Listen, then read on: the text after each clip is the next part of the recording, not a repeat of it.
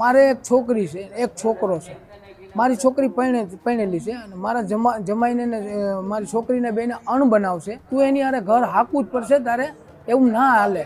તો એ કે મારા પપ્પા આજે નથી આપવું ને કાલે નથી આપવું. એને બેને અણબનાવ પહેલેથી છે. મારી છોકરી ત્યાંથી છોકરો લઈને વહી ગઈ હતી. એને ઘરે ગઈ હતી પોલીસ ખાતો લઈને. એ આજ 2 મહિનાથી રખડે છે ગાંડાની ગોળે છોકરા હાટું થઈને. આજે એ છોકરો લઈને વહી ગઈ. એની મમ્મીની પાસે દવા લઈને આવી સીસી તો હું મરી જાઉં તારા ઘરે, તમને બધાને હાલત જો મારો છોકરો મને દઈ દે.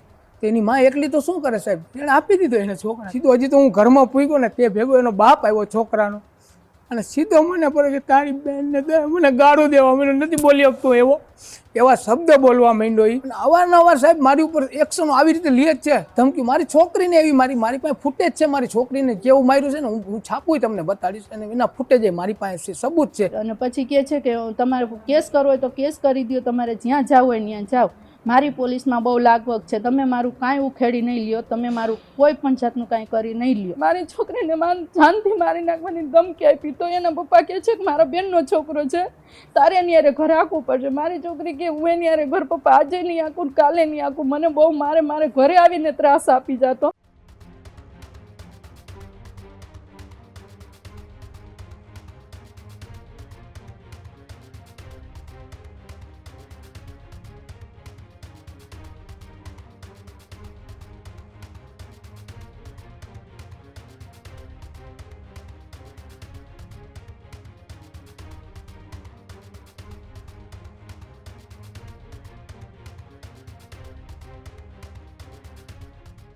જૂનાગઢમાં જમાય જ એ હત્યારો બન્યો.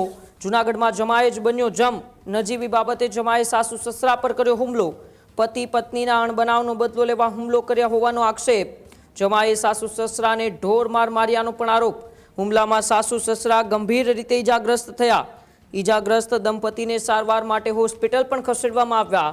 ત્યારે હુમલા દરમિયાન લૂંટ ચલાવ્યાનો પણ આરોપ લગાવવામાં આવ્યો છે.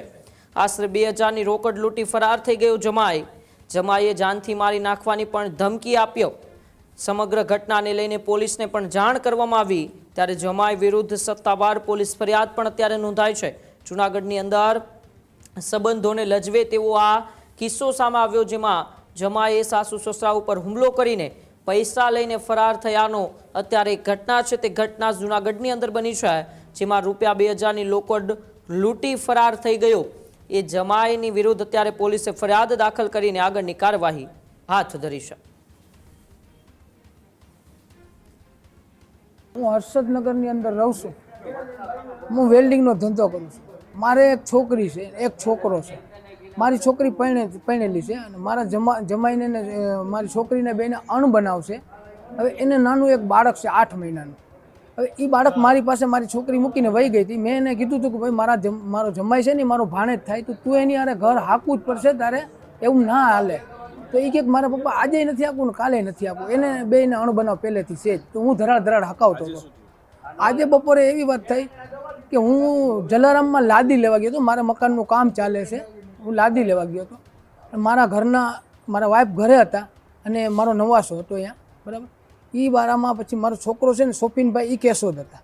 મારા ઘરનાઓનો ફોન આવ્યો કે આ બનાવ બન્યો તો તમે, હા, અને મારી છોકરી ત્યાંથી છોકરો લઈને વહી ગઈ હતી. એને ઘરે ગઈ હતી પોલીસ ખાતો લઈને. એ આજ 2 મહિનાથી રખડે છે ગાંડાની ગોળે છોકરા હાટું થઈને. તો એ વસ્તુ એણે કરી. પછી આજે એ છોકરો લઈને વહી ગઈ. એની મમ્મીની પાસે દવા લઈને આવી સીસી તો હું મરી જાઉં તારા ઘરે, તમને બધાને હાલત જો મારો છોકરો મને દઈ દે. તેની માં એકલી તો શું કરે સાહેબ, એણે આપી દીધો એને છોકરા. મને એને ફોન કર્યો, હું પૂકી નાખું ને સાહેબ. આવો બનાવ બન્યો. હું સીધો ઘરે ગયો, મને બોલાવ્યો એટલે સીધો હજી તો હું ઘરમાં પૂગ્યો ને તે ભેગો એનો બાપ આવ્યો છોકરાનો અને સીધો મને પડે કે તારી બેનને મને ગાળો દેવા, મને નથી બોલી શકતો એવા શબ્દ બોલવા માંડ્યો. એ અને પરબારું કે તને તો હું પહેલાં મારી નાખીને આને મારી નાખીને તારી છોકરીને મારી નાખી. મારી નાખીને ભાઈ મારી છોકરીને હું તને ક્યાં કહું છું, તું મને હું કેમ કહેશો? બસ એ ઉચકે મને મારવા પહેલાં, એટલે પછી છરીના ઘોંકા માર્યા. માથામાં માર્યું, અહીંયા મેં હાથ આડા રાખી લીધા, અહીંયા મારા છાતીમાં લાગેલું છે. મેં સાહેબને બતાવ્યું, સાહેબે જોયું છે બધું. આ વસ્તુ મારી ઉપર બનાવ બન્યો છે. શબીર હુસેન સીડા એનું નામ છે. અને અવારનવાર સાહેબ મારી ઉપર એક્શન આવી રીતે લે જ છે, ધમકી. મારી છોકરીને એવી મારી પાસે ફૂટેજ છે. મારી છોકરીને કેવું માર્યું છે ને હું છાપું તમને બતાડીશ અને એના ફૂટેજ મારી પાસે છે, સબૂત છે. મને તમે કોઈ મહેરબાની કંઈક કરાવી દો. મારા ઘરનાઓને માર્યું છે, તમે જોવો એ બાજુમાં જ છે. એને આંખ ને બાક ને બધું હોજી ગયું છે. મૂંઢમાં માર્યા સાહેબ. હે પોલીસ ફરિયાદ કરી સાહેબ. હા, પોલીસ ફરિયાદમાં મેં લખાવ્યું કે ભાઈ આ બનાવ મારો બન્યો છે અને મને જ્યારે પાડી નાખ્યો ને ત્યારે સાહેબ મારી પાસે 1900 રૂપિયા હતા ખિસ્સામાં. 1900 રૂપિયા, એક જલારામનું બિલ છે અને એક મારું ઓલું ચૂંટણી કાર્ડ છે મારું. એ મારા ખિસ્સામાં હતું, એ લઈને વયો ગયો. પછી મારો ભાઈને મેં બોલાવ્યો, ઝડપથી આવ્યો ને તે અમને છોડાવ્યા, પછી ભાગી ગયો. પછી મારો ભાઈ પાછળ દોડ્યો. હા, મેં પોલીસ ફરિયાદ નોંધાવી. હમણાં અહીંયા આવ્યા હતા, મને પૂછો, મેં લખાવી દીધું. મારો જમાઈ આવ્યો, મારે છોકરી મોહમ્મદ સબીર શિડાઉ, તો એ ઘરે આવ્યો. મેં ને મારી છોકરી મારા ઘરેથી એનો છોકરો લઈને વહી ગઈ.